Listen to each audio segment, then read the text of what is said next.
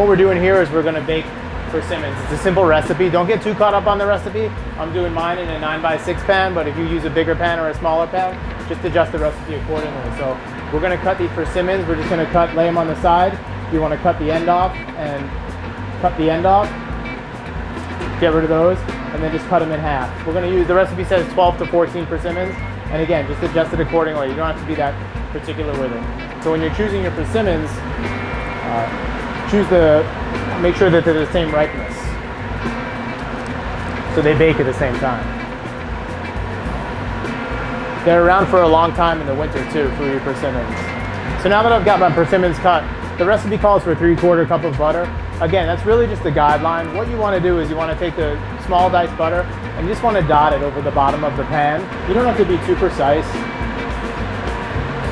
Just enough that it's going to spread out when you cook it. It's going to give the persimmons a little bit of moisture and let that sugar become nice and oozy and buttery when the persimmons bake. So same idea on the bottom as you're going to have on the top. Then you just layer those persimmons right next to each other, nice and snug. Any size pan, any size persimmon. You can fit another one in there. Go ahead and tuck it in there.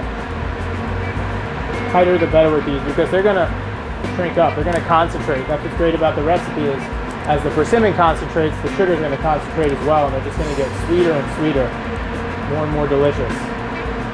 So one falls on its side like that, not a big deal.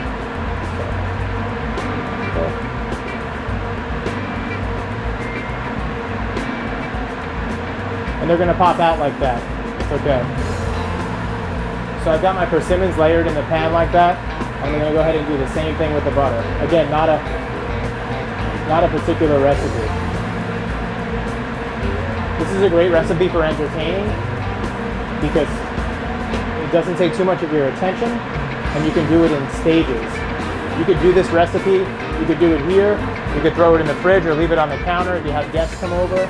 And again, the next step we're going to do too, you can get ahead on it. I'll show you in a minute how you can go ahead and do that.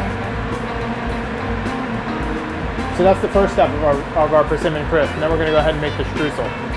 One of the things I love about this recipe is that it's not just sweet, but it's also really savory and hearty too. So you're going to love it for dessert, but you're also going to want to wake up and eat it for breakfast in the morning, and this dessert definitely offers that to you. I'm pulling my butter out of the refrigerator because one thing that's really important is that the butter is cold when it goes into the rest of the ingredients. So we've got a couple things that's going to go in here. One is the rolled oats. You get them anywhere, many different brands that you may prefer. So I'm going to measure out a cup of those.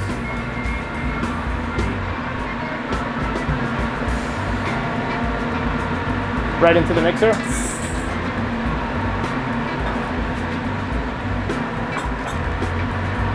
A cup of all-purpose flour. It's already measured out for me. Yeah.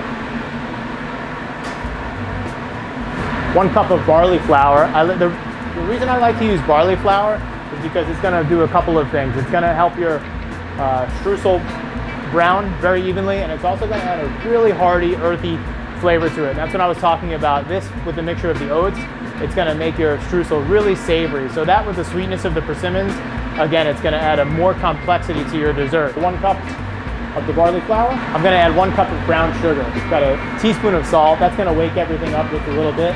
Okay. 2 teaspoons of cinnamon and a tablespoon of baking soda. Okay. That's all our dry ingredients there. Then we're going to put our butter in there.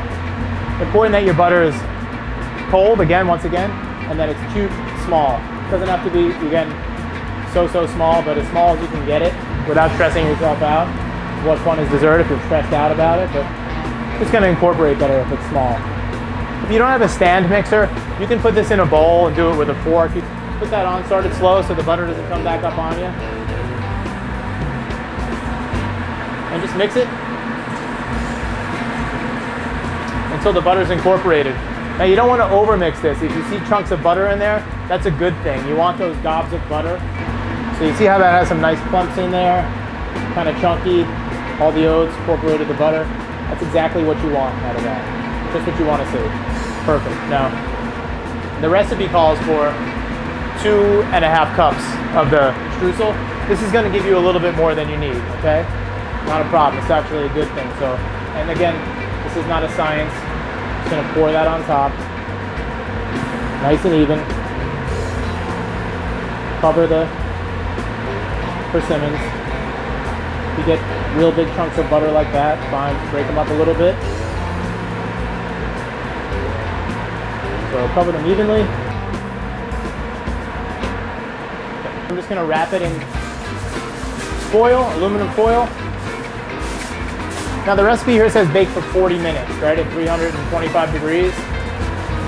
So you do that, you check it after 40 minutes, you take the foil off, check it with the knife. You want your persimmons to be nice and soft with no resistance. If they're a little firm, throw it in for another 10 minutes and check it out. You know, it's not the end of the world. What you don't want to do is take the foil off too early and then run the risk of burning your streusel. When the persimmons are nice and soft and don't give any resistance to your knife, then take the foil off. Then it's another 10 minutes at 325, and you're going to let your streusel get nice and brown. So we're going to throw that in the oven now. We're going to let this go for about 40 minutes, and then we're going to make the topping with our CC caramel.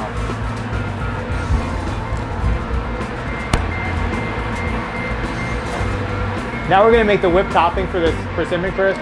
This is really easy, and again, this is not a science. So we got, the recipe is 2 cups of heavy whipping cream. That part is a science, you need that. It's the part that whips.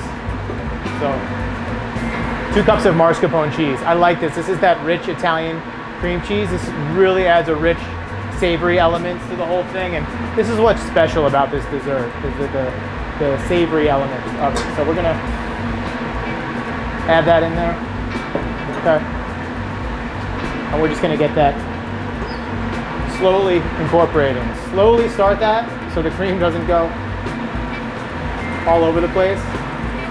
Let that mascarpone warm up a little bit. So once that mascarpone starts incorporating, you can turn the mixer up a little bit. It's going to start whipping. Add your 1 tablespoon of confectioner's sugar. Not a lot of sugar, okay? You look up other recipes, it's probably going to call for a lot more sugar. I think the persimmons and the streusel is sweet enough. Again, I like the savory element, so just a little hint of powdered sugar. If you like it sweeter, you can add more. We're adding the caramel, that CC made caramel, so that's going to add a lot of sweetness to it also. But one of the things I like about this is that it's not so sweet. So now, because of that mascarpone that we added in there, it's going to take a lot less time to whip. So that's all ready. You can see nice and thick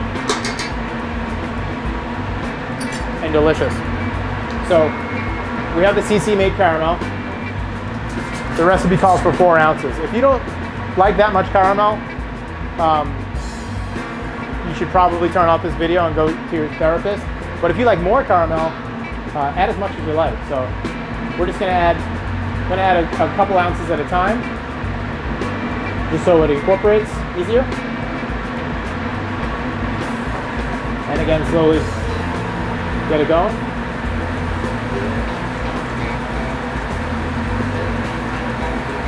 And taste it as you go to see how much you like. It's that simple. Then we have our whipped topping.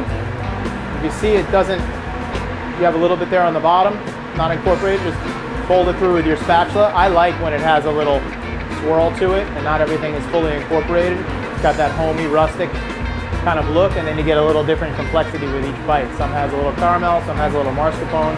So now we've had our crisp in the oven 40 minutes. I checked it out. Perfectly nice and tender, the persimmons, nice and juicy and sweet. Took off the foil, let it go for another 10 minutes. So the streusel is nice and brown. So now we're gonna pull it out, check it out, and cut ourselves a slice.